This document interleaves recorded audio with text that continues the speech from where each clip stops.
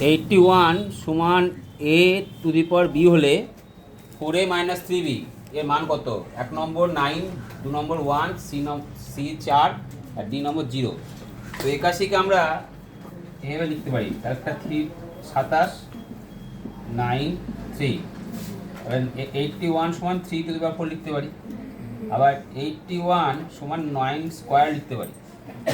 তাহলে আমরা 81 সমান যদি a to the power b লিখি তাহলে একটা লিখতে পারি 3 টু দি পাওয়ার a সমান a to the power b।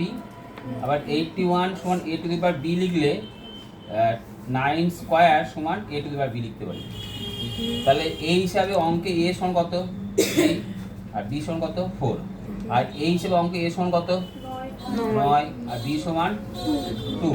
তাহলে এই অপশন অনুযায়ী যদি আমি এই মানটা বসাই বা এই মানটা বসাই তাহলে 4a - 3b এর মান কত বলেছো? 3। এর মান 4। 12 - 12 = কত? 0। তাহলে option number D answer right হয়ে গেল।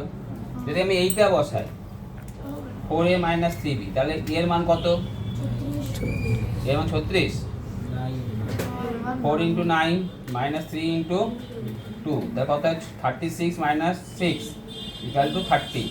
তার অপশন তো নেই, তাহলে কোনটা অপশন নিতে হবে আমাকে? এইটা নিতে হবে। তার জন্য অ্যান্সার কত হলো? 0। বুঝতে পারলে?